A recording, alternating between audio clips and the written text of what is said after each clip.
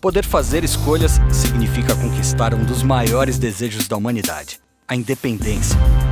E o Sebrae abre as portas para pessoas que escolheram a independência e transformaram sonhos em projetos de vida, que ajudam a gerar empregos, desenvolver a sua comunidade e a transmitir a cultura empreendedora no país. Um lugar onde todos têm liberdade para escolher, inclusive escolher empreender. Sebrae, a força do empreendedor brasileiro. Chegando no planeta C56, temperatura extremamente alta, 0% de água. Planeta D564, sem rastro de terra, tempestade de pó de magnésio. A gente vive buscando em outros planetas o que não valorizamos no nosso. Por isso, o Mercado Livre criou uma nova seção, só com produtos sustentáveis. Porque comprar de forma consciente é cuidar do futuro. Mercado Livre, o melhor tá chegando. A moda muda todos os dias, assim como nós. E já que é para se reinventar, por que não começar pelo seu estilo? Repensar a moda, a atitude, o planeta. Isso é Rê.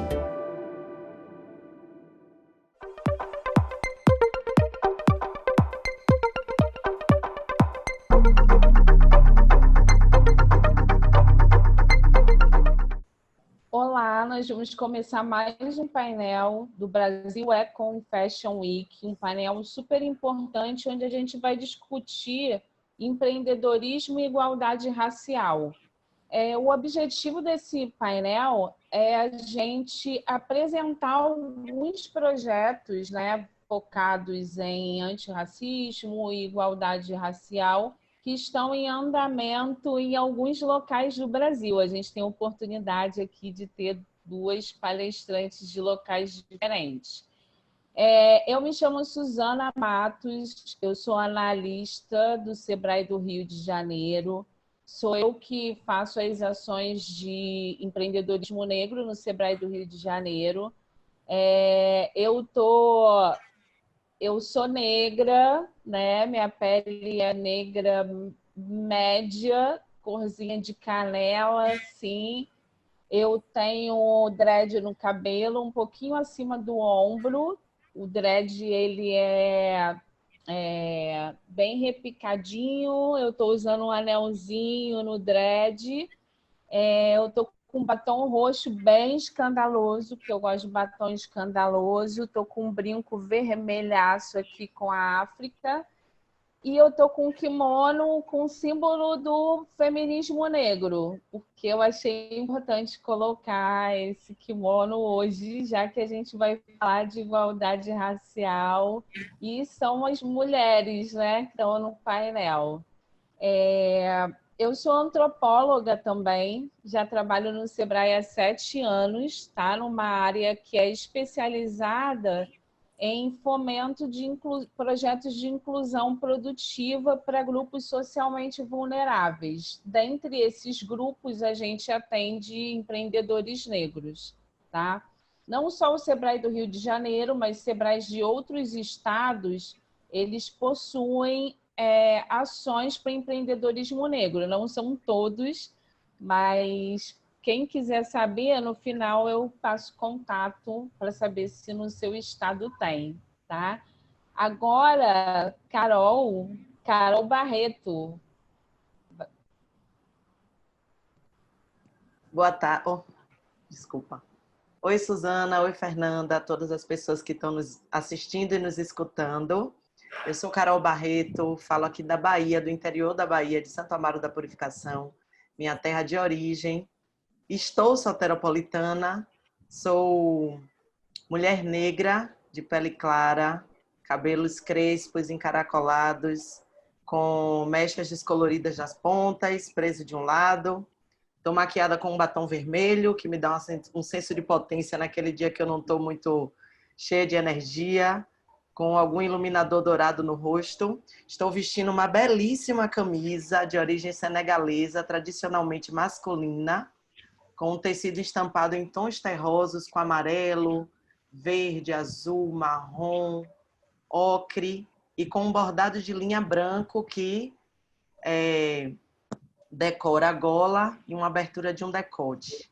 Tenho um anel nas mãos, estou com fone de ouvido branco e me arrumei aqui para esse momento importantíssimo, que é falar sobre hierarquias raciais e empreendedorismo, né? Muita gratidão de estar aqui com essas duas mulheres incríveis, Suzana Matos e Fernanda Gonçalves, e muito grata ao Brasil Eco Fashion Week pelo convite. Já falo também da minha mini bio. Sou professora do Departamento de Estudos Feministas e de Gênero da Universidade Federal da Bahia. Integro, infelizmente e felizmente, um quantitativo de 3% de mulheres negras que compõem o corpo docente dessa universidade federal, situada na cidade de Salvador. E se a gente fosse contar o quantitativo de mulheres negras de pele preta e de pele preta retinta, provavelmente ainda será muito menor. Sou modativista, termo, conceito e metodologia que construí para intitular o meu trabalho, que está entre, né, as militâncias feministas, antirracistas, interseccionais e as construções de processos criativos decoloniais no âmbito da moda.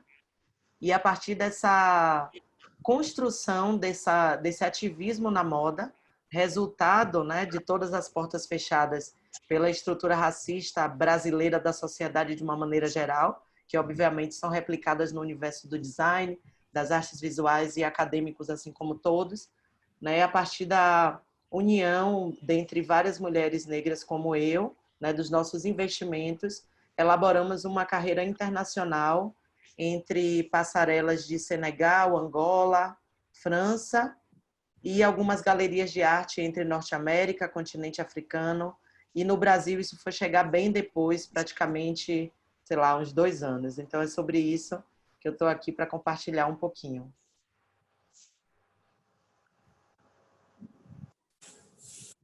Seu microfone, Suzana. Boa tarde, Fernanda. Agora é com você. Estão me vendo? Boa tarde. Meu nome é Fernanda Gonçalves. Eu sou filha da Augusta e do Oscar. Eu tenho 55 anos. Sou preta desde que eu nasci. Minha pele é mais clara, né? Tem o tom, né, da Suzana, da Carol, mas dentro da minha casa eu sou a mais preta. Tenho os olhos verdes, tenho dreads grisalhos e tô com o meu peito, com a minha África querida, que eu acredito e é da onde eu tiro toda a minha inspiração. Sou uma empreendedora nata, eu tenho uma marca de moda chamada O Verbo, etc e tal, e há 3 anos eu faço parte de um edital, né, do Sebrae. O Sebrae deu essa oportunidade, e há 3 anos eu fundei um coletivo de moda, né, que passou por diversas transformações e continua passando, né? Eu estou muito feliz e muito grata de estar aqui com a Carol e com a Suzana, que são pessoas que eu tenho muita admiração. Estou super grata ao Brasil Eco Fashion por essa oportunidade, por esse convite.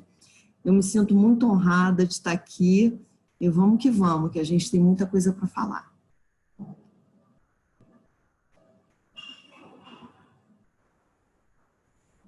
Tá sem som, Suzana? Tá sem som. Eu vou explicar um pouquinho como é que vai ser a dinâmica, tá, da mesa. A gente vai dar 10 minutos para cada empresária falar sobre o seu projeto e depois eu, representando o público, vou fazer algumas perguntas, uma pergunta para cada uma e uma pergunta geral para as duas, tá? Que vocês vão ter 5 minutos para responder e fazer as considerações finais, tá? Mas eu vou ajudando vocês a controlar o tempo. A gente podia manter a ordem alfabética para começar, né? Eu estou curiosa, Carol, para saber aí o que é o moda ativismo. Eu também. conceito que é? Fala pra gente aí, apresenta pra gente o que você está aprontando aí na Bahia. Então, são alguns anos de apronte, Suzana e Fernanda. E agora, na construção da tese de doutorado, onde eu tenho pensado sobre as relações entre moda e os ativismos feministas e antirracistas, eu tive essa necessidade de conceituar, né, aquilo que eu vinha fazendo, tanto teoricamente, né, nas provocações que eu vou elaborando como docente da Universidade Federal da Bahia, como pesquisadora. Fui professora em design de moda por mais ou menos 8 anos, entre cursos de graduação, cursos técnicos e pós-graduações. E a partir dessa interlocução nessas duas e diversas, né, áreas de estudo que são interdisciplinares e transdisciplinares, eu passei cada vez mais a misturar a minha atuação como docente, como pesquisadora, como artista visual, como designer de moda autoral e como ativista. Então, foi ainda num curso de graduação em design de moda que a gente começa a primeira experiência, né, de laboratório criativo compartilhado, que eu intitulo como modativismo, né, a partir da proposta de uma metodologia que fosse diferente daquilo que eu tinha estudado e daquilo que eu elaborava com e para as minhas estudantes em sala de aula, né, sob o entendimento de que as metodologias de design, elas jamais consideravam a pessoa, as produções culturais, né, o caráter mesmo de cultura, de humanidade, né, todas as interações que a gente faz a partir da nossa compreensão como pessoa que existe, que pensa, que sente principalmente, que tem uma origem, né, que carrega em si diversas desvantagens e privilégios, né, que são contextuais e que são móveis e que são, como é que eu posso dizer, dinâmicos, né? Então, como eu tinha transformado todas as disciplinas que eu ministrava em disciplinas feministas e antirracistas, quando eu chego na Universidade Federal da Bahia, em 2011, concursada para esse departamento, eu começo também a trazer a reflexão sobre as corporalidades, sobre as formas de expressão dos discursos, dos marcadores sociais das diferenças, a partir da nossa aparência, né, cuja expressão da moda está integrada, né, compreendendo a aparência como um todo complexo que faz... se compõe, inclusive, a partir do meu sotaque, a partir do meu gestual, né, a partir das descrições que a gente coloca aqui no início da nossa fala, jamais sendo estática, jamais sendo congelada. Então, o modativismo foi a minha tentativa, inicialmente, de sobreviver, né, de me entender desde muito cedo como artista e como profissional de moda, e também compreendendo desde muito cedo o quão racista, se é que a gente pode elaborar níveis, essa sociedade que a gente participa e o quanto o universo do design de moda replica, impõe e produz essa desigualdade. Né? No meu campo de pesquisa, no nosso campo de pesquisa, é muito importante que a gente fale sobre a produção da desigualdade, para explicitar o quanto a desigualdade não é ocasional, acidental, e sim construída, né, bordada, que é o nosso termo mais complexo, né, e produzida de maneira muito objetiva. Então, compreendendo a objetividade dessa produção de desigualdade, entendendo que ela é produzida, eu pude também compreender que ela pode ser desconstruída. Então, na tentativa de contribuir para esses processos de desconstrução dessa desigualdade, especialmente dessa desigualdade no que se refere às relações de gênero, às hierarquias raciais, sobre sexualidade, de orientação afetivo-sexual, acessibilidade, dentre outros marcadores sociais da diferença, nós fomos experimentando nos centralizar nos processos criativos. E por isso eu passo também a chamar de processos criativos decoloniais, né? Compreendendo que a descolonização, né, é uma tentativa impossível, vamos dizer assim, né? Mas que a perspectiva decolonial, afinada, né, com as nossas companheiras feministas de Abya-Yala, de Latinoamérica, é uma luta contínua, né? Uma luta, são ações insurgentes, né, que a gente vai produzindo nessa luta que é contínua e que especialmente traz para a gente a necessidade de reavaliar absolutamente tudo, né? Compreendendo que a forma moda é uma forma colonial, né, um modo de imposição, de um caráter de existência extremamente estreito, extremamente direcionado para o reforço, né, da posição majoritária em termos de representatividade, hegemônica em termos de representatividade, a gente compreende que essa perspectiva decolonial, assim como Bell Hooks nos fala, né, que o primeiro lugar de dominação são as nossas corporalidades e a nossa aparência, né, ela falando sobre cabelo no texto Alisando Nossos Cabelos. E que, por esse motivo, a gente precisava, primeiramente, descolonizar os nossos modos de sentir, né? Então, descolonizando o nosso modo de pensar, de agir e de sentir, a gente poderia produzir uma contribuição a essa perspectiva da decolonialidade.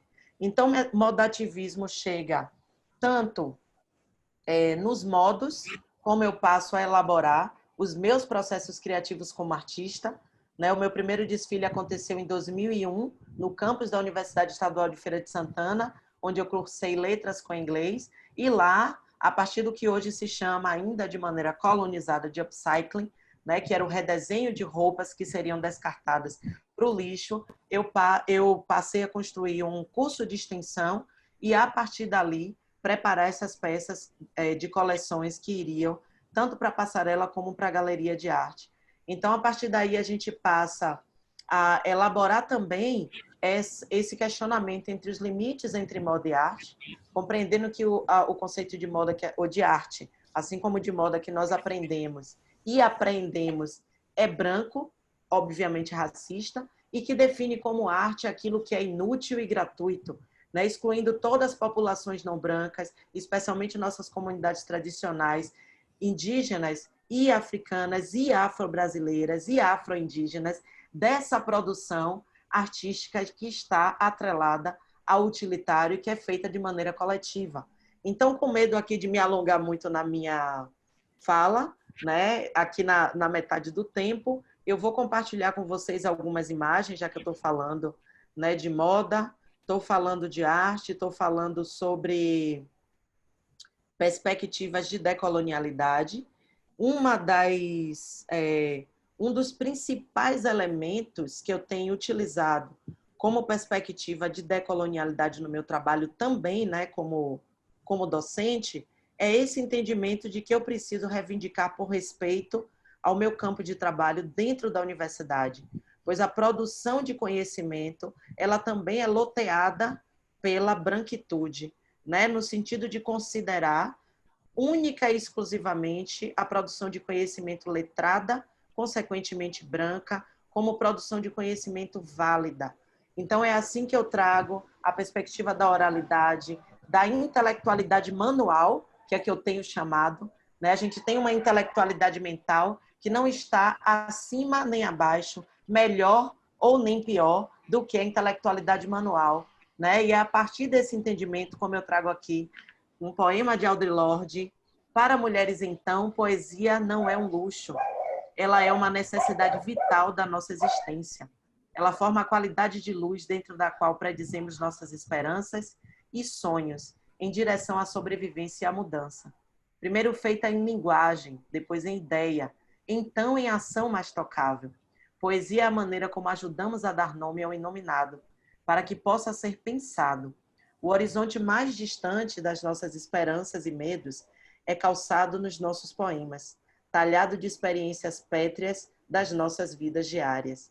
Então, Audre Lorde é uma grande referência aqui, assim como muitas outras feministas e mulheres pretas brasileiras, baianas, daqui dos quilombos que estão no meu entorno aqui no Recôncavo Baiano, que me são referência tanto para a coleção Axé, que é a imagem que eu trago aqui, que é uma ode, uma homenagem, um agradecimento pela história de luta e de resistência das mulheres de Axé, que são as Ialorixás, que são as mães de santo, as mestras de Jurema, de candomblés de caboclo e de diversas expressões de religiões de matriz africana que eu trago, né, como referência no Nordeste do Brasil. E assim interpreto, a partir dos fazeres manuais e de todas as... deixa eu avançar aqui um pouco por conta do nosso tempo, que eu trago como referência em todos os saberes, fazeres de intelectualidades manuais, né, que são característicos da nossa região, e, inclusive, né, uma das peças mais especiais, que é a colcha de cama que integrou o casamento de meus avós na década de 50, que vivem juntos aqui em Santo Amaro, aos 93 anos, e que me doaram essa peça de Richelieu, que era uma colcha de cama, que transformamos em saia. Então, o meu empreendimento, antes de tudo, é um empreendimento social, né? Eu não tenho necessariamente construído peças comerciais, e sim elaborado peças para exposições de arte, como a Iemanjá, que foi representar o Brasil no Royal Ontario Museum, em Toronto, no Canadá, junto a 7 designers da diáspora africana, na exposição Wara Carry Me Go, e assim como a coleção Axé, né, que a gente faz tanto performances como exposições e galerias de arte, Nova York, Chicago, Rio de Janeiro, São Paulo, Salvador, né? E esse ateliê, onde eu compartilho esses saberes fazeres com as minhas estudantes, é esse espaço de troca, é esse espaço de compartilhamento de experiências, para que a partir da experiência prática as pessoas possam compreender os grandes segredos do campo do design de moda que não nos são revelados, né? Como eu disse, eu fui docente em design de moda durante quase 10 anos e eu jamais consegui ensinar verdadeiramente as minhas estudantes como ser uma grande empresária, como planejar verdadeiramente uma coleção, porque esses manuais não existem. Então, eu precisei ir construir os manuais para mim, para o meu trabalho, para que a partir daí eu pudesse compartilhar isso com as minhas estudantes. E para concluir, eu gostaria só de passar aqui algumas imagens de outras coleções. Coleção Fluxos em Fortaleza, Ceará, em 2014, que aconteceu depois da Dakar Fashion Week no Senegal, primeira vez também que fui convidada a representar o Brasil, né? Passarelas ainda com uma silhueta magra, alta, né? Isso faz referência a uma política também, né, de existência e de luta, né, por, como é que eu posso dizer, reconhecimento no campo da moda, especialmente para determinadas passarelas africanas. E, concluindo, convido a vocês a conhecer o nosso audiovisual, o EduDoc Moda.devir, das criações de Carol Barreto, quando a gente faz uma interlocuções com meninas e mulheres e líderes comunitárias de algumas comunidades quilombolas aqui do meu entorno, em Santo Amaro, que são Tabuleiro da Vitória, Engenho da Ponte, Santiago do Iguape, dentre outros, né, que estão aqui nessa imagem incrível da coleção Vozes, que foi para Black Fashion Week Paris, e que a gente faz um debate sobre pós-colonialidade. Muito grata.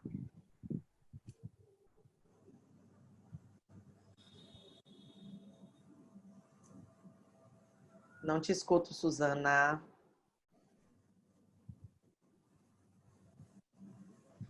Às vezes não sai. Na sua fala você disse, né, duas coisas que depois a gente vai retomar na discussão, que é o que é decolonialidade, discutir mais, né, para as pessoas que estão assistindo, que consiste a decolonialidade, né, que é uma forma, uma epistemologia, né, uma forma de ver o mundo que não está só no mundo da moda, mas como é que a moda, como é que se apresenta essa solução, né, para a liberdade criativa, né, dos grupos que são racializados ou oprimidos. E a outra questão, você citou que você tem um negócio social. Depois eu vou te espetar um pouquinho sobre isso, porque eu acho que tem tudo a ver com o evento, a semana, né? Que são, a gente está aqui abrindo diálogo para entender como é que a gente constrói modelos de negócios, né, na cadeia da moda, que é uma das que mais polui e explora, negócios que sejam socialmente e ambientalmente sustentáveis. E esse campo está aberto, né? Ainda não existe nem legislação no Brasil, só no estado do Rio, que eu acho que existe uma legislação em andamento para legalizar negócios de impacto social. Então, a gente está num campo aberto, né? É isso. Vamos, Fernanda. Olá. Tudo bom? Vamos lá. Quero te ouvir. Novidade, né? Você vai falar novidade hoje. Eu nem sei o que é. Surpresa. Então, eu trabalho com moda há muito tempo. Eu tive a felicidade de ingressar nessa cadeia tão importante através da Mr. Wonderful, do Luiz de Freitas, que eu acho que até hoje é o único designer negro assim, internacionalmente conhecido. Ele ocupa uma cadeira, né, na Academia Brasileira de Moda, ele está ocupando uma cadeira, ainda é vivo. Então, eu comecei a trabalhar como vendedora, né, com Luiz de Freitas, e senti a necessidade de ver o que acontecia atrás, né, de todo aquele esplendor. E aí fui estudar no Senai C-Ticket, fazer estilismo em confecção industrial, antigamente era esse o curso.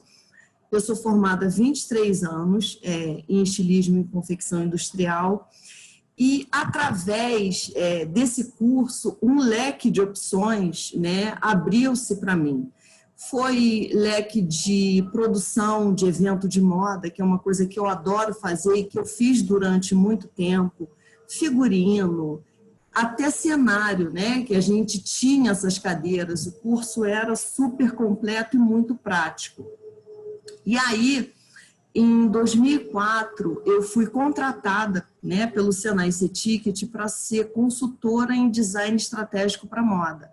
Eu passei viajando durante 11 anos pelo Brasil inteiro, no programa que tinha o MDIC, o Sebrae Nacional como grandes apoiadores, que era a oficina de design.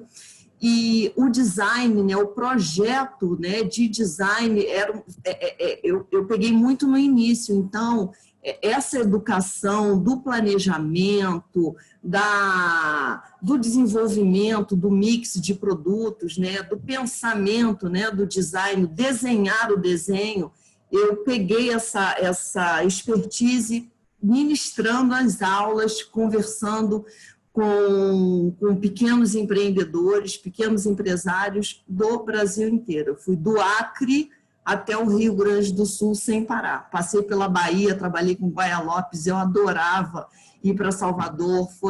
Salvador, para mim, foi libertador, sabe?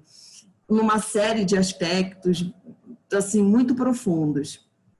E aí, eu, durante, né, essa minha correria de viagem, porque eu era uma visitante dentro da minha casa, eu comecei a fazer uma faculdade de design, design de superfície, né, que eu aprofundei mais o meu conhecimento e fui estudar e me deu, assim, fiquei desempregada em 2015 e tive uma crise muito grande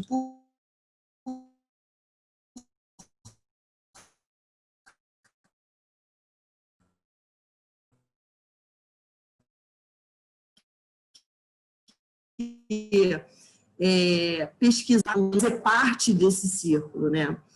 E daí eu entrei no Sebrae Moda Afro, junto com os meus companheiros, a gente fundou o coletivo Afro Criadores, né? Que a gente precisava se apoiar, porque no Rio, apesar de terem muitos empreendedores que fazem, né, a moda afro, a gente sentiu essa necessidade de caminhar junto para fazer essa frente, para aparecer mesmo como profissionais de moda, né?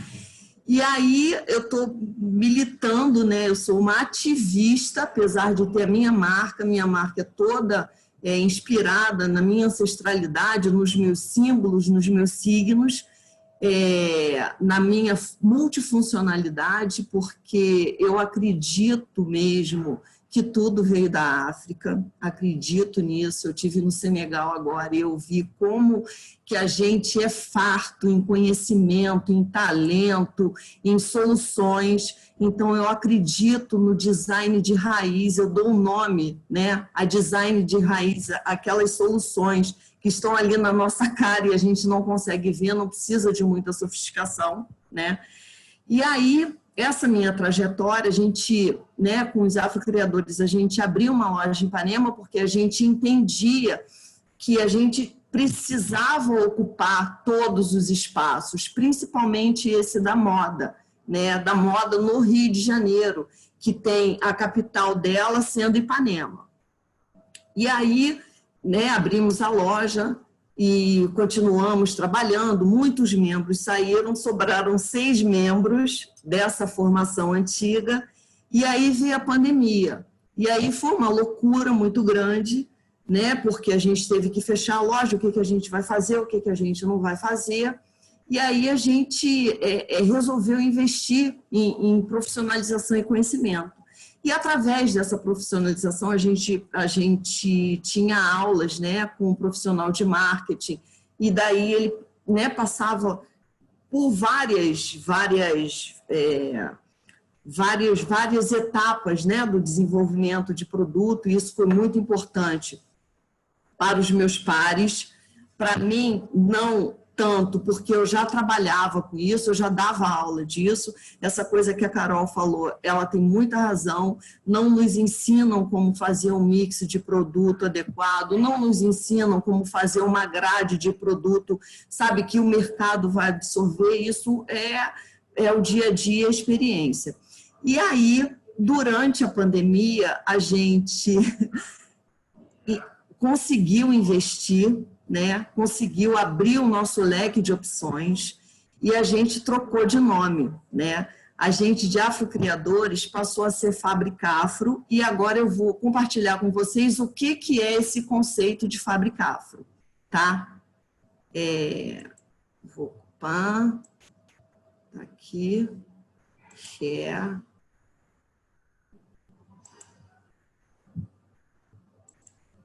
Pronto. Ai, meu Deus. Vai.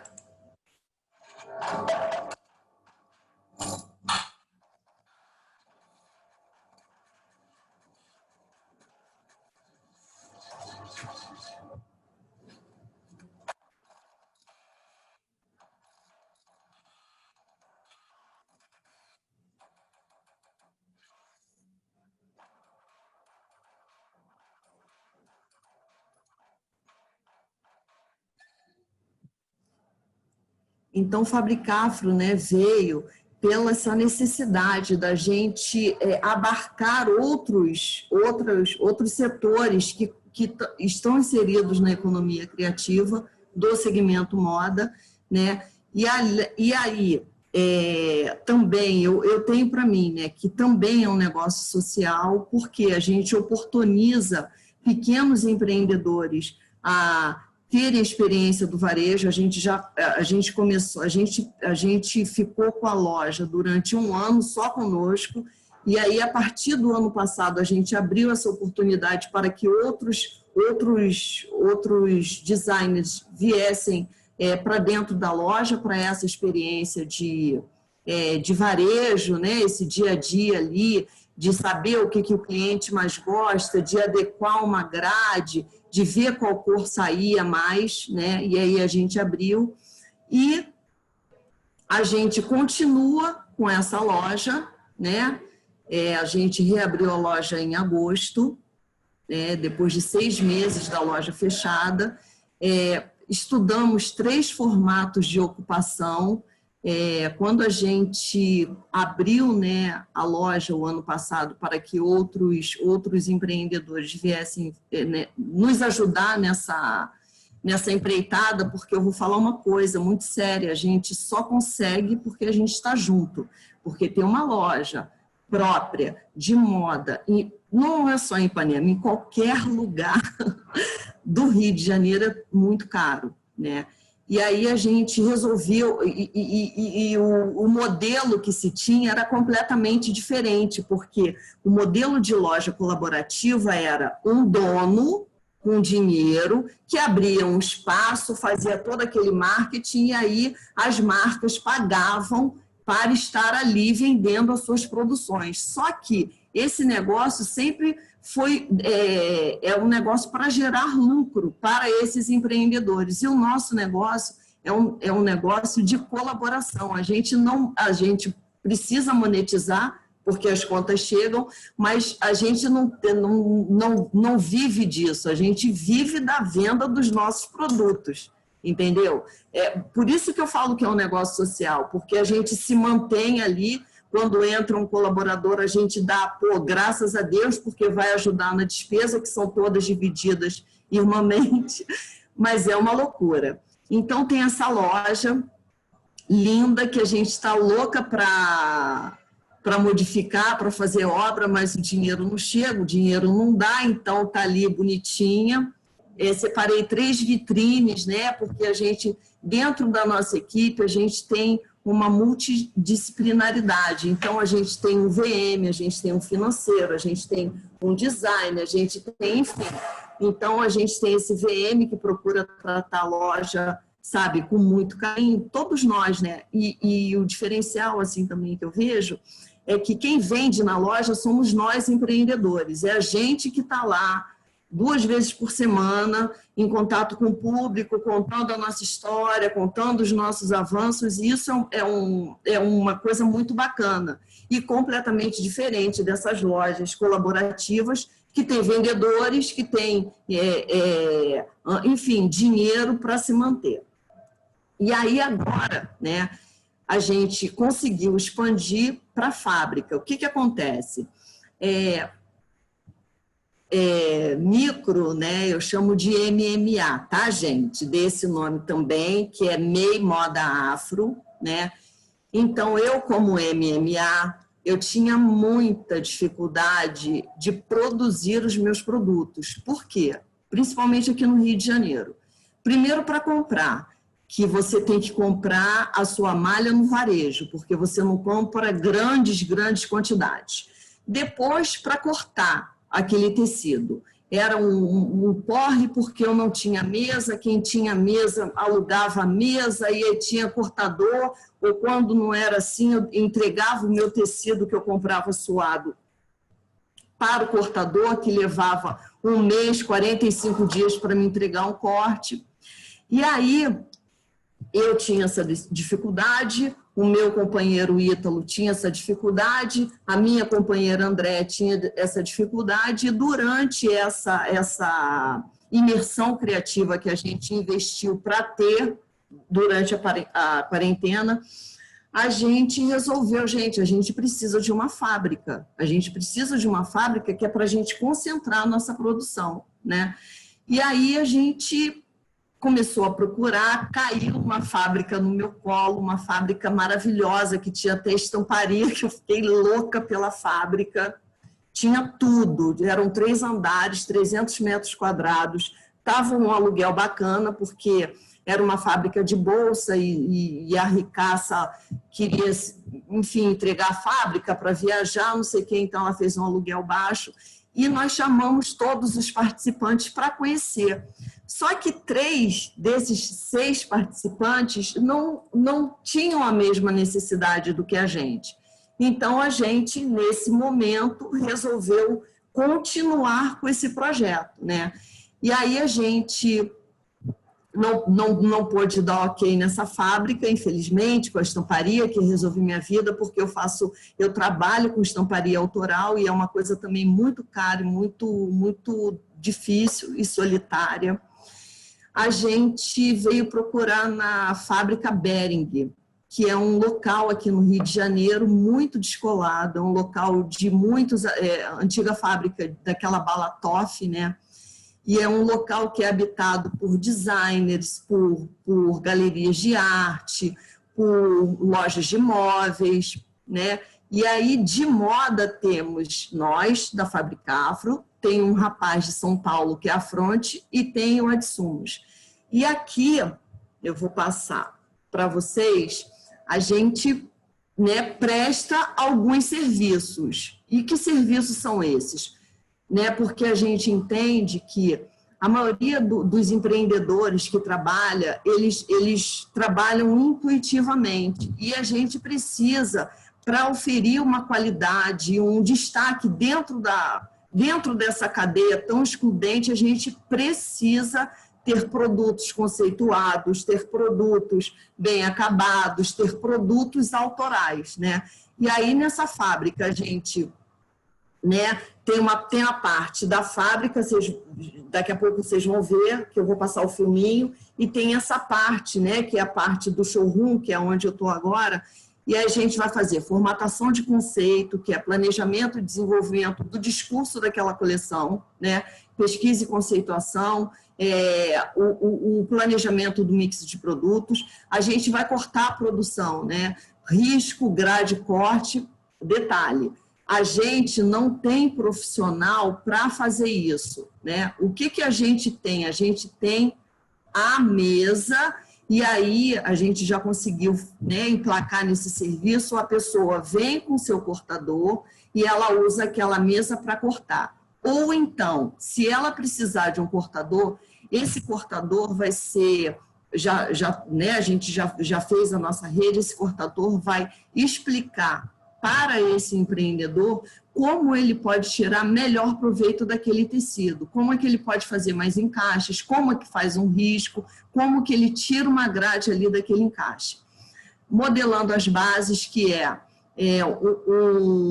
um serviço de modelagem mesmo, de base de corpinho, base de saia, que é a partir dessas bases que saem todos os produtos.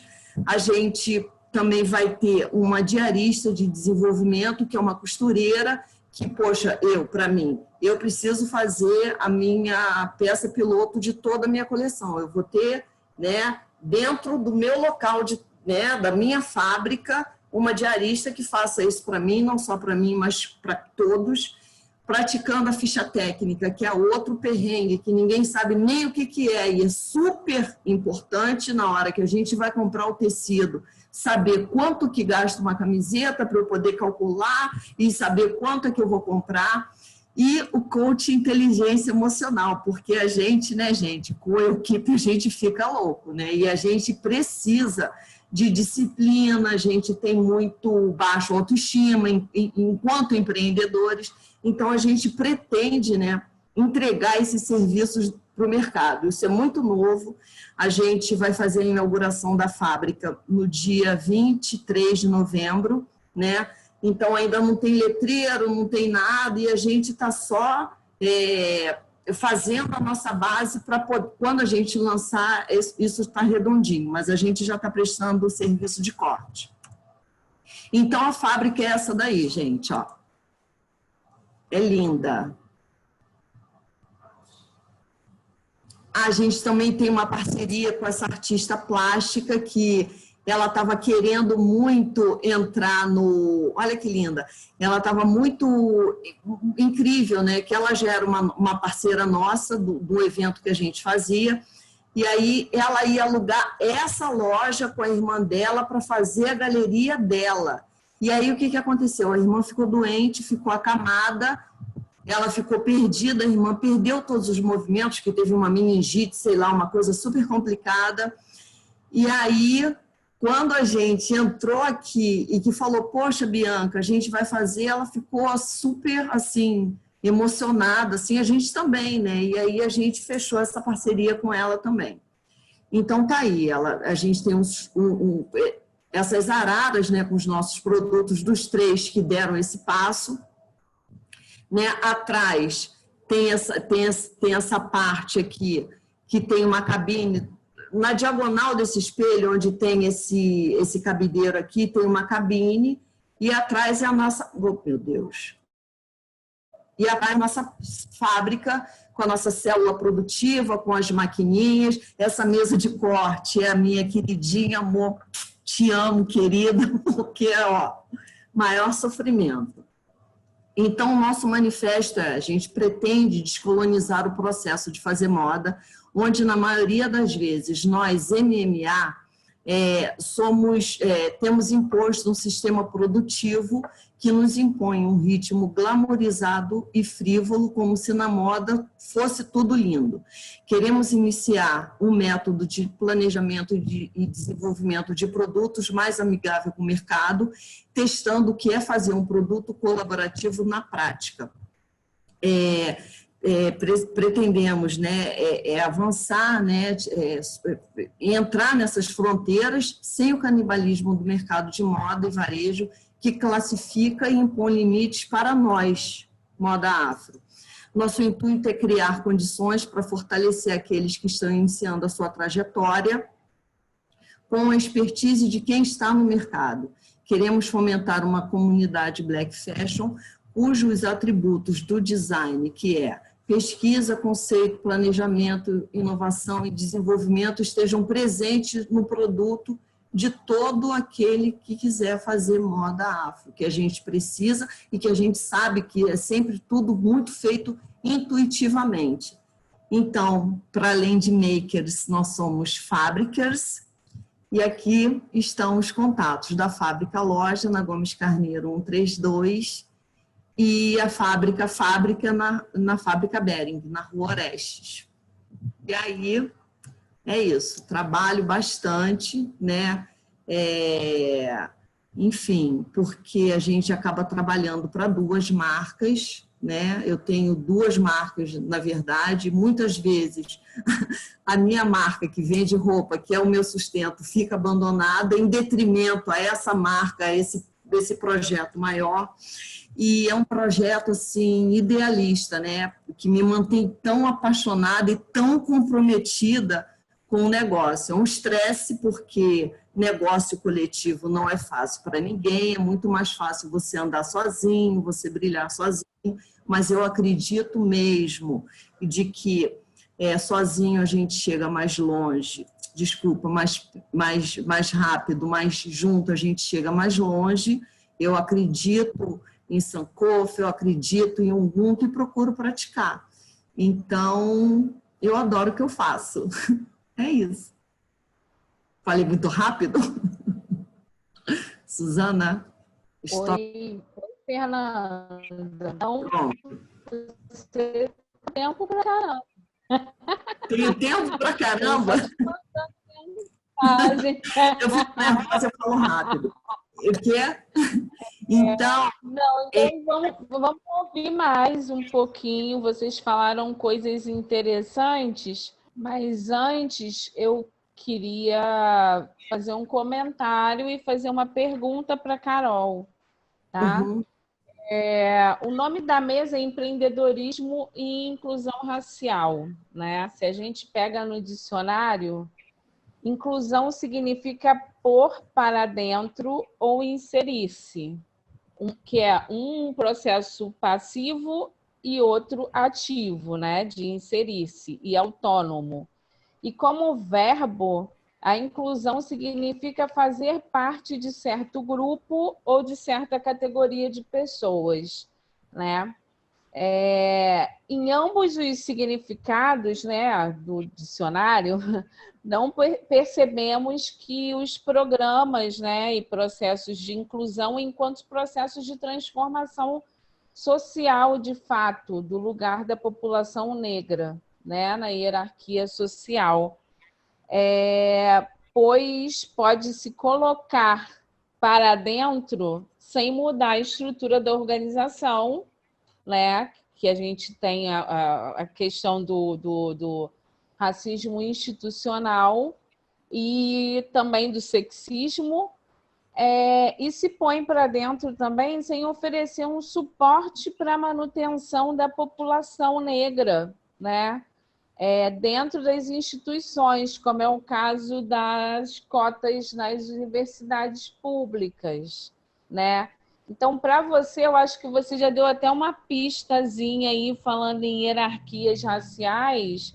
Para você, qual é o significado de inclusão, né, enquanto processo de mudança social na cadeia da moda? Se quiser, pode falar até na sociedade, tá? Pode ampliar aí para economia criativa, sociedade, enfim. Grata, Suzana, pela pergunta. Uma provocação muito importante nesse momento, né? A gente está chegando ao final de um ano específico, especial, né? Que provoca a gente a repensar e a modificar diversos aspectos que estavam acomodados, inclusive nas nossas existências como pessoas negras, né? Porque, como eu falei, privilégios e desvantagens são movimentos contínuos e elementos também contextuais. Toda vez, né, especialmente depois do que eu chamei, junto com o meu assistente, na minha coluna de moda da revista Raça, de O Mês da Culpa Branca, que foi aquela fase de abril, que todas as pessoas se questionaram por que é que as relações, como se fossem relações raciais, né, horizontais e igualitárias, porque a gente se relaciona quando há troca na mesma medida. Né? Por isso que eu evoco Ângela Figueiredo, pesquisadora feminista negra aqui da UFRB, que fala sobre hierarquias raciais. Então, o termo inclusão reitera exatamente aquilo que você já traz na sua pergunta, né? Que é inserir determinadas pessoas sem nenhum tipo de modificação naquela estrutura. Né? Se a gente sabe que o racismo, sexismo, LGBTI, e etarismo são aspectos estruturais e também estruturantes da sociedade brasileira, a gente sabe que aquela forma ela não nos cabe, né? Assim como a roupa. Né? Quando eu falo sobre moda e racismo, né? Fernanda pode falar bastante disso, eu também estou falando de tabela antropométrica, eu estou falando dos tamanhos e modelagens disponíveis para vestir um corpo que não respeita, sabe, o desenho do meu corpo, não respeita a minha corporalidade. Né? Eu uso muito esse termo corporalidade para a gente sair desse âmbito material, né? Compreendendo o corpo como uma esfera biopsicossocial, né? E aí, quando eu trago esse aspecto de cultura e de ancestralidade, o termo corporalidade, para mim, é mais complexo do que corpo-corpus.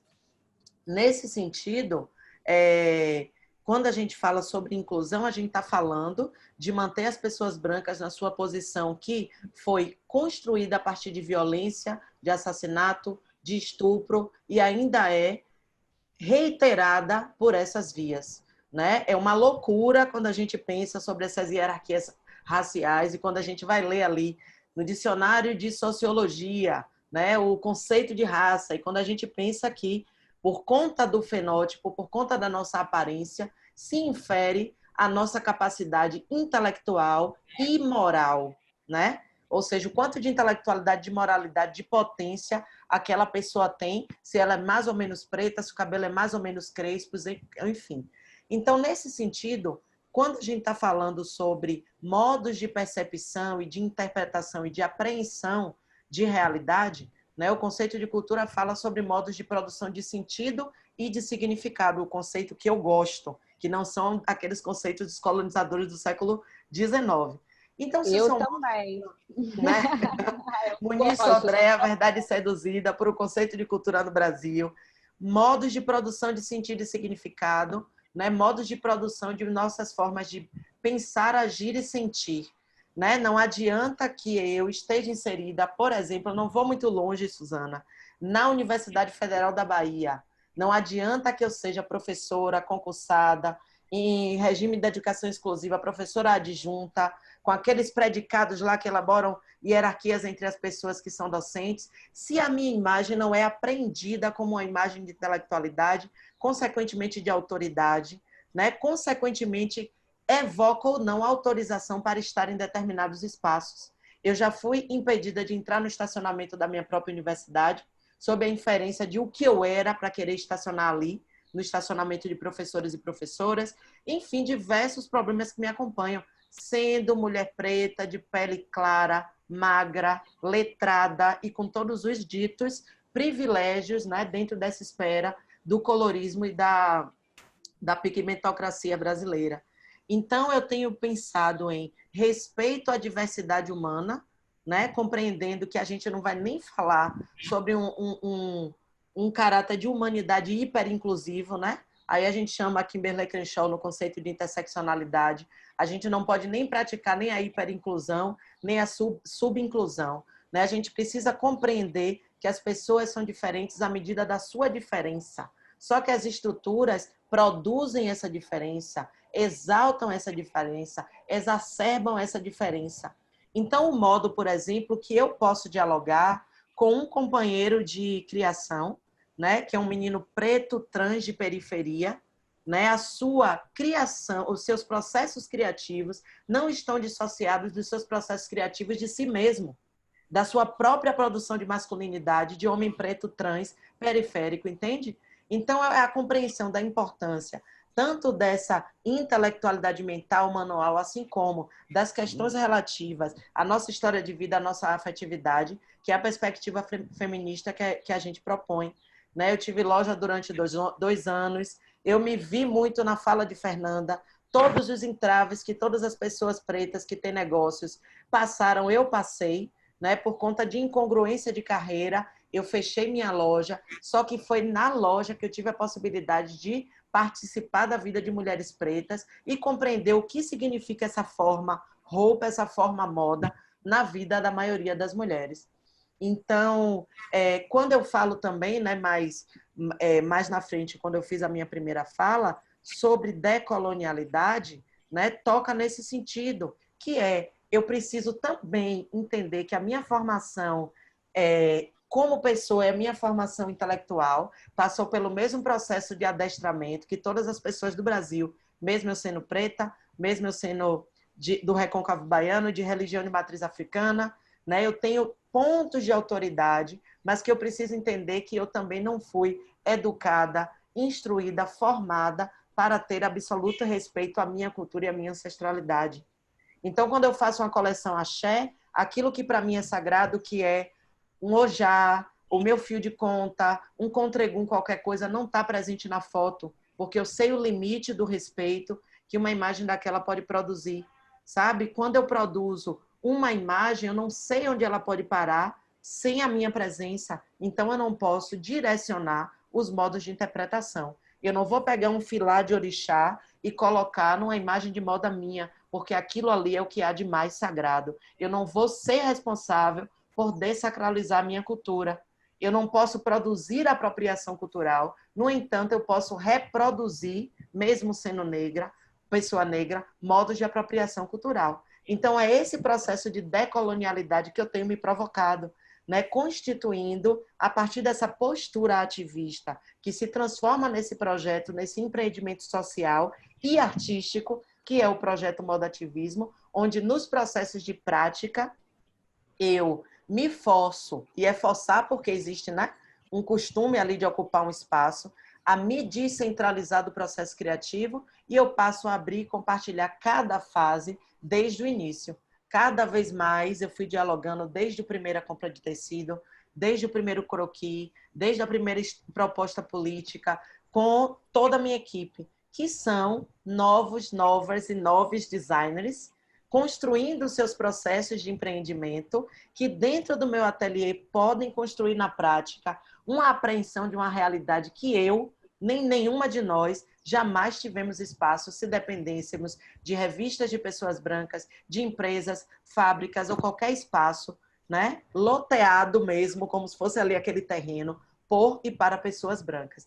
Então, só concluindo minha fala, o modativismo nasce, né, a partir do reconhecimento e da problematização do meu lugar de existência, por meio dessa constatação de que, para nós, mulheres negras, a aparência, as corporalidades, os aspectos intangíveis da moda, que são replicadas nessa materialidade vestimental e estética, são planos de expressão discursiva e também esfera de materialização desses marcadores sociais da diferença, e a minha aparência me posiciona numa escala subalternizada dentre as hierarquias sociais, né? E aí, quando eu falo de decolonialidade, né, a gente tem tantos escritos, né, de Oti Curiel, colombiana, né, diversas mulheres incríveis que eu não vou, né, ter tempo aqui de citar, mas é essa crítica, né, sobre esse padrão histórico de poder, né, de onde está disposta a colonialidade,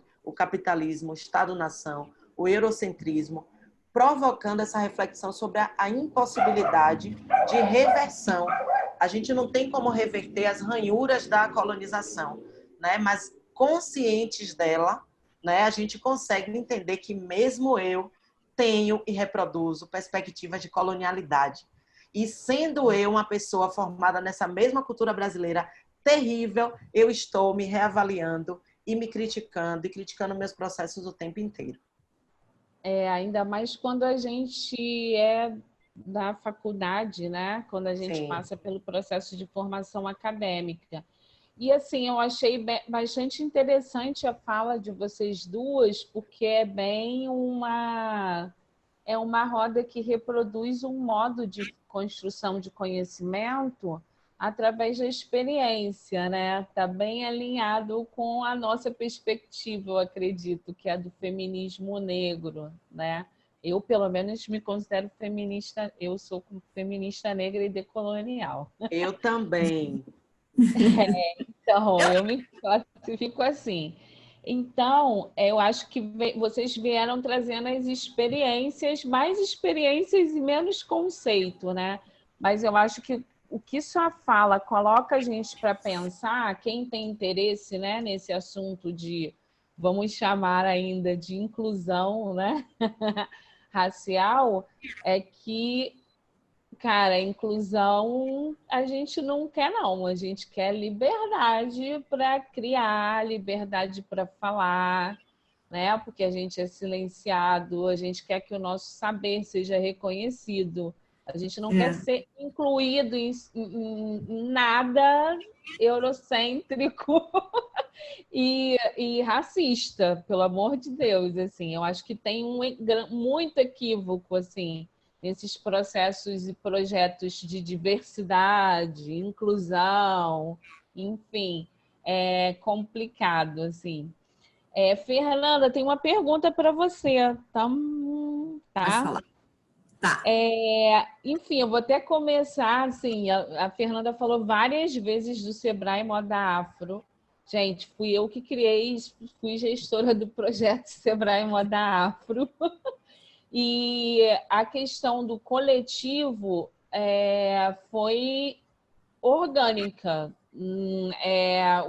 O objetivo do projeto era proporcionar um espaço realmente de troca de conhecimento, né, e de criação de rede entre esses empresários negros. Também não gosto de chamar empreendedores, porque todo mundo tem CNPJ, todo mundo tem loja, fábrica, e é empresário, gente, pelo amor de Deus, já passou de ser empreendedor.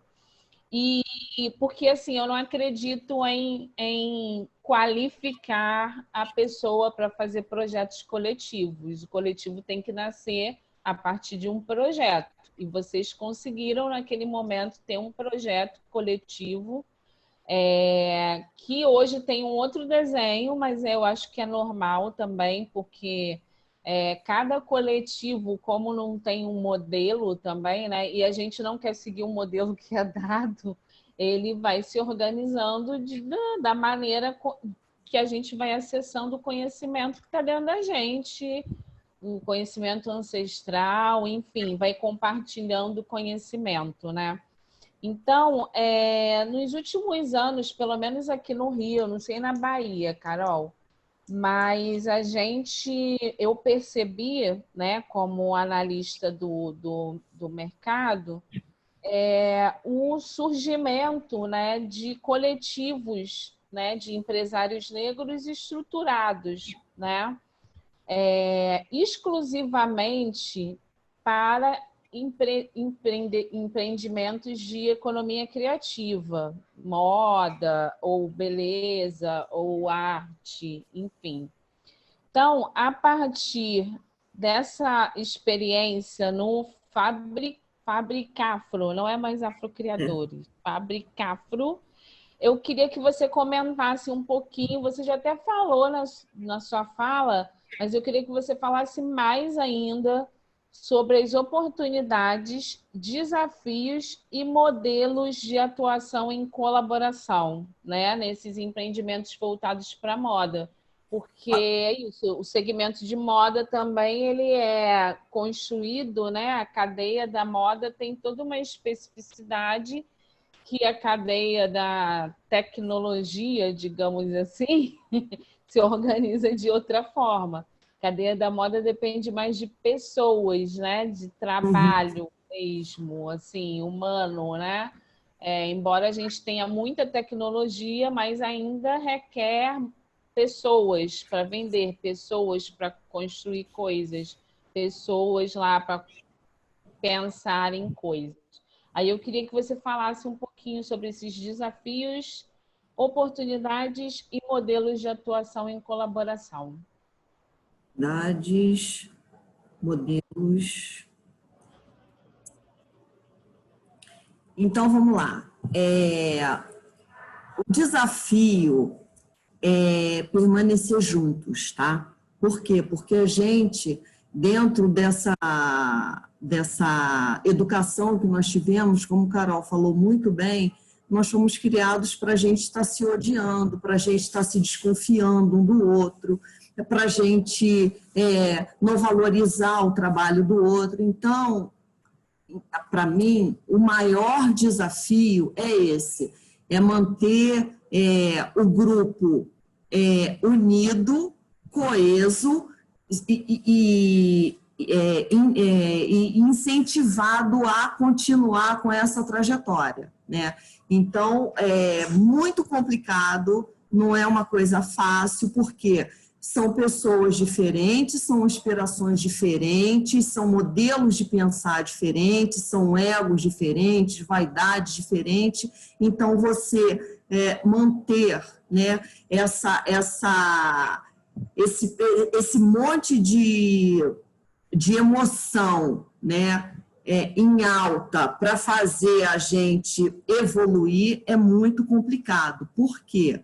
A gente aprendeu que o nosso sangue, a nossa inteligência, a nossa força de trabalho sempre foi usada no coletivo, os escravos, as pessoas de fábrica, em prol e enriquecimento de um outro branco, entendeu? Então, é muito... E a gente, de qualquer forma, a gente teve que permanecer junto por uma questão de sobrevivência. Então, a gente continua na mesma, né? O desafio coletivo é realmente permanecer junto, mas em prol do nosso negócio. Nós, como empresários, como você falou, Suzana, nós, como CEOs, né, que somos, né? Por quê? Porque a gente já entra na briga perdendo. Já entra na briga achando que o que você está fazendo não está de acordo com aquilo ali. Uma coisa que eu percebi também, Carol pode atestar isso também, que é a experiência que a moda afro, ela tem uma modelagem completamente diferente dessa modelagem que a gente vê aí, porque os nossos corpos são diferentes, né? E apesar de Carol ser uma mulher magra, eu tenho certeza que ela prima pelo conforto de uma roupa, que é uma característica muito nossa também quando nós vamos nos vestir, né? Claro que existem gostos, né? Existem formas de se vestir e maneiras como você se sente melhor, mas eu acredito mesmo que o conforto, ele perpassa, assim, sabe, por grande parte da nossa população, né? Então, o desafio é esse. As oportunidades, né, é a gente que faz. Infelizmente, o Sebrae, né, oportunizou isso e a gente pegou aquela oportunidade e agarrou com unhas e dentes, né? A gente, da mesma forma que o maior desafio, né, é permanecer junto, a oportunidade que a gente tem é porque nós estamos juntos, né? Eu também sozinha, eu jamais conseguiria entrar na Behring, montar uma fábrica em um mês, sabe? Então, eu consegui isso, né? Porque um vai ajudando o outro. E foi muito engraçado, porque a fábrica caiu no meu colo, daí de Salvador, Carol. Um amigo falou, Fernanda, tem uma pessoa vendendo algumas coisas, alguns elementos, porque a gente queria trocar a decoração da loja. Quando eu fui ver esses elementos, era a fábrica. E aí eu fiquei louca, porque eu queria a fábrica, e conhecendo os meus pares, eu já sabia que esse projeto não ia emplacar, entende? Então, primeiro eu apresentei o negócio. Aí todo mundo, tá legal, tudo bem, tudo numa boa. Depois de apresentar um negócio, eu chamei um par meu, impregnei. Não foi assim, não. O meu segundo passo foi chamar a minha sócia, falar, vamos ver essa fábrica. Ela se encantou com o espaço, porque o espaço era encantador, entendeu? E aí, mas a minha sócia, com as coisas dela para fazer, uma mulher super ocupada, não sei o que, assim, murchou um pouquinho. Aí eu chamei outro parceiro e falei, cara, essa fábrica é a nossa casa, vamos fazer, vamos acontecer. E aí acendi a chama nele e ele já acendeu a chama em geral, porque ele é do fazer e a gente conseguiu. Entende? Então, assim, eu vi muitos editais, né, com essa coisa do Black Lives Matter, muitos editais para a mulher negra, para as mulheres, entrei em todos, né, queria entrar num que ia me dar mais recurso, mas não existe edital para a moda é vista como uma frivolidade, uma coisa horrorosa, não é vista como cultura nem pelos nossos. Você está entrando na próxima pergunta. Desculpa. Eu vou fazer logo, porque a gente já avançou no tempo um pouquinho. Mas tá bom o papo, eu acho que vai ser o maior sucesso essa mesa nossa, tá? É exatamente isso que eu queria que vocês duas comentassem, assim. Como é que vocês analisam o lugar ocupado pela moda no ativismo dentro dos movimentos negros, né? Em especial nos movimentos feministas negros? Qual é o lugar da moda, né? Enquanto processo de resistência, acesso à ancestralidade e mudança social. Como é que vocês veem o cenário hoje? A Fernanda já começou a falar aí. Fala você, porque você é de um movimento feminista, você é cheia de predicados que eu... Entendeu? Então, você começa... Tá, amiga, por favor. Maravilhosa. Você também é essa, não é não, Fernanda? Todas nós. Fernanda, o que eu já nasce militante, meu amor. Exatamente, isso que eu ia falar para ela. O que eu pude aprender quando eu entrei no Departamento de Estudos Feministas foi o entendimento de que ninguém precisa dar para a gente o predicado, nem o cetro, nem a coroa, nem a etiqueta. Você é feminista ou você não é. No entanto, queridas, eu sempre fui questionada o quão feminista eu era ou não, porque trabalho com moda. Por quê? Porque a matriz definidora do feministômetro ainda é branco. Os esforços podem acontecer, mas o deslocamento das pessoas pesquisadoras, das pessoas ativistas, das pessoas docentes, não aconteceu ainda. A gente está falando, a gente está fazendo há muito tempo, desde que chegamos nessa terra sequestradas, né? Porque sem organização, sem ativismo, sem estratégia, jamais estaríamos aqui. Eu estou pisando aqui meus pés na terra inicial desse país, Recôncavo Baiano. Foi aqui que tudo nasceu. E é aqui que tudo sobrevive. Axé. Né? É aqui que as coisas continuam, tanto reiterando esse caráter de resistência e esse modo de produção de vida, de intelectualidade, sofisticadíssimos, que eu precisei ler muito, estudar muito para entender. Eu sempre entendi o valor, né? Eu me achava estranha, porque eu via nisso o modo de construir esse caminho e o modo de entender a realidade.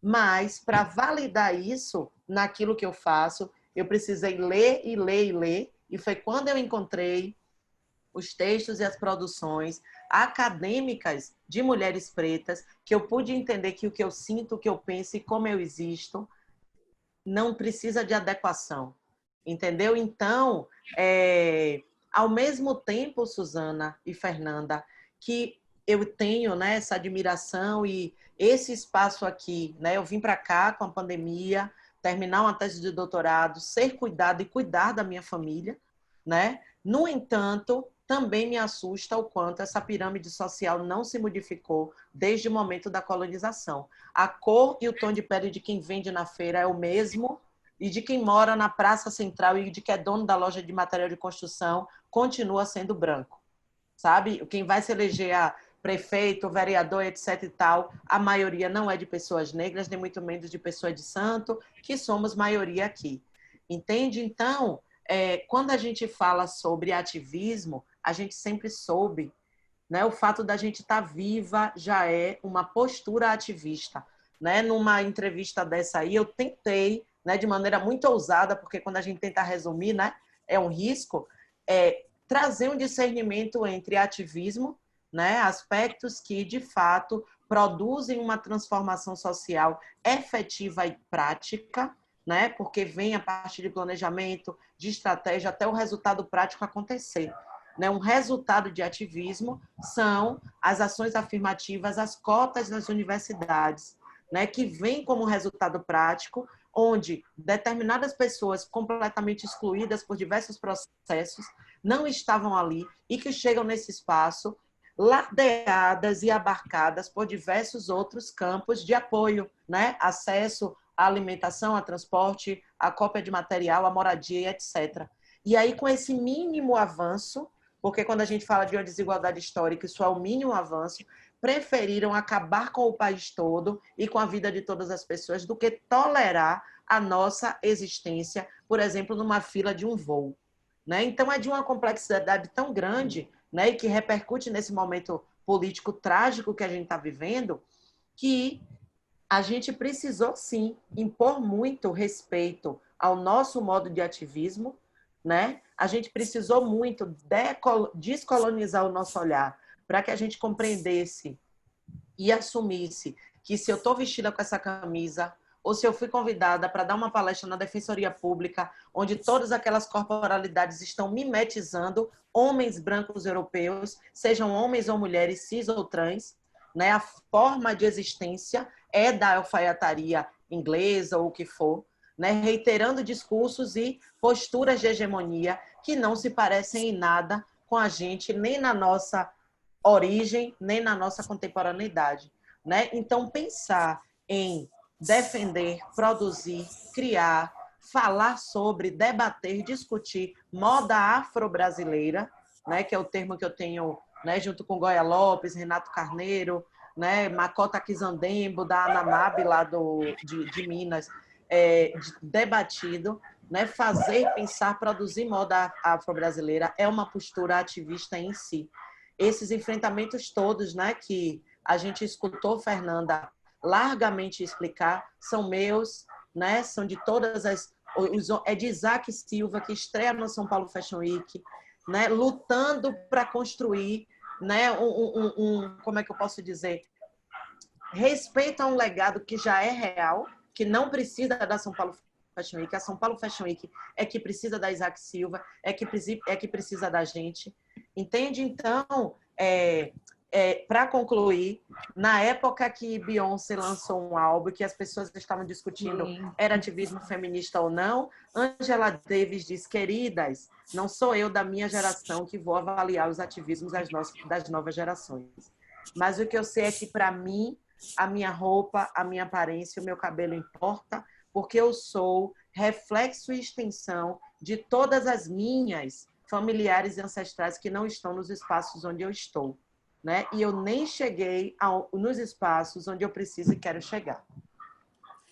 Eu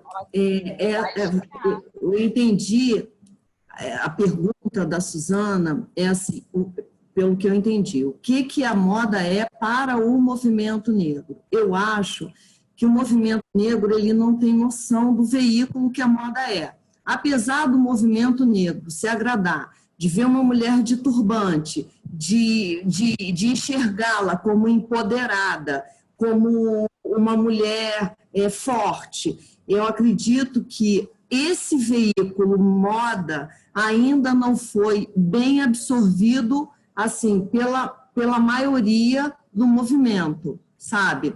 E eu falo isso porque eu tive a felicidade de começar a trabalhar com o Luiz de Freitas.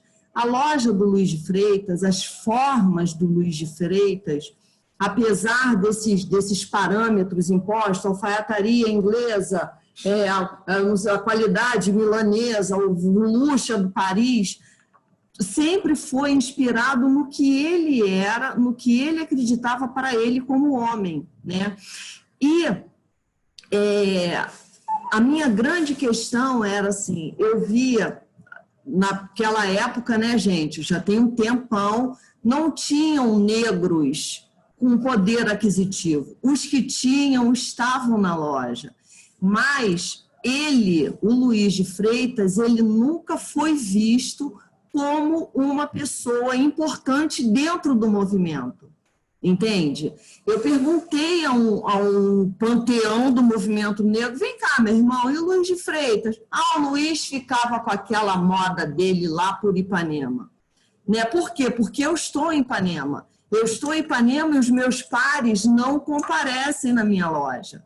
E por que isso? Né? É uma pergunta que eu sempre me faço e quero, né, respostas. Então, eu acho que a moda, né, por ter todo esse histórico, que foi o Worth que fez, que foi fulano de tal, que criou, que isso, aquilo, uma coisa branca, né? A gente está começando a se apropriar agora.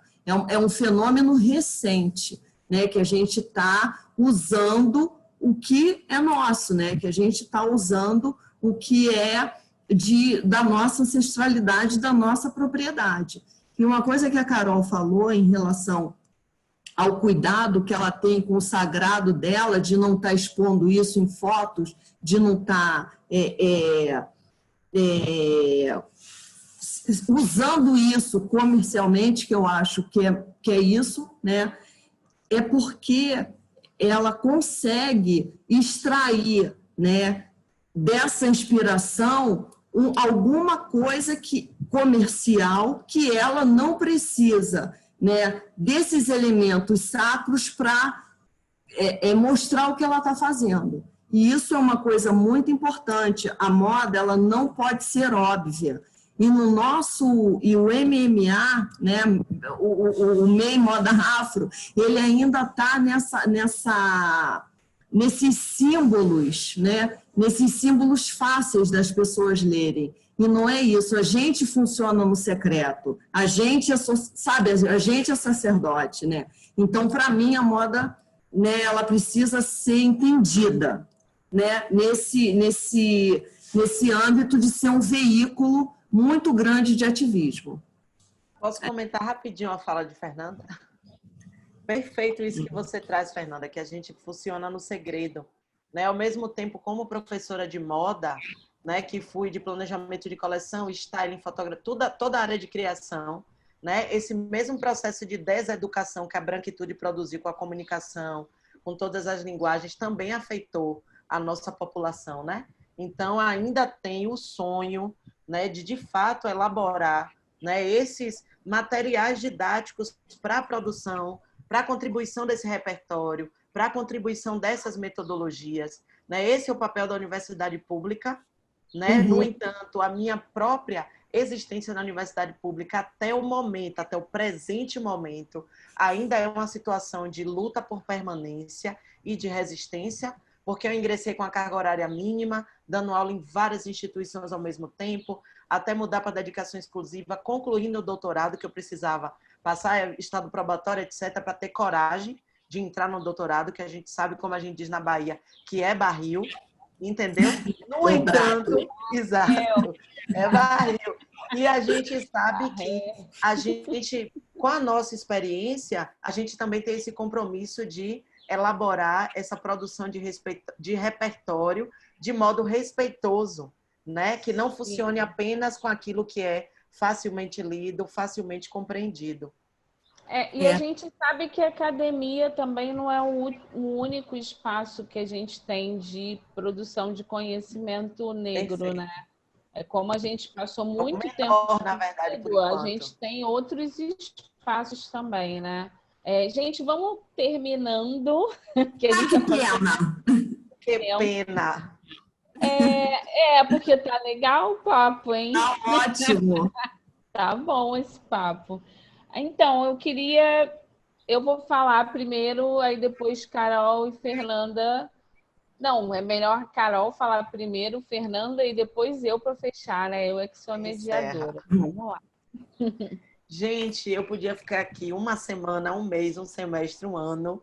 Para mim é uma honra estar com vocês. Essa troca para mim foi super importante, né? Conhecer vocês mais de perto é uma honra, né? E saio aqui com meu coração feliz de saber, né, das suas existências e do quanto a gente pode ainda construir né? Quando eu falo sobre modativismo, é uma célulazinha, né, que vai nascendo, procurando sedimento, água, sol, luz, para que possa, né, como é que eu posso dizer, enfim, né, junto com todas essas ações, com todas essas organizações, se fortalecer. Né? As experiências nas passarelas africanas foi a sedimentação desse entendimento do quanto nós somos diferentes nesse sentido. Né? Que uma vez cientes de que essa separação e essa, entre aspas, competitividade é provocada estrategicamente, a gente consegue nos admirar mutuamente, aprender, que é o mais importante. Né? Eu aprendi muito vendo o relato de experiência, né? E de criação, de fabricar. É um cacófato.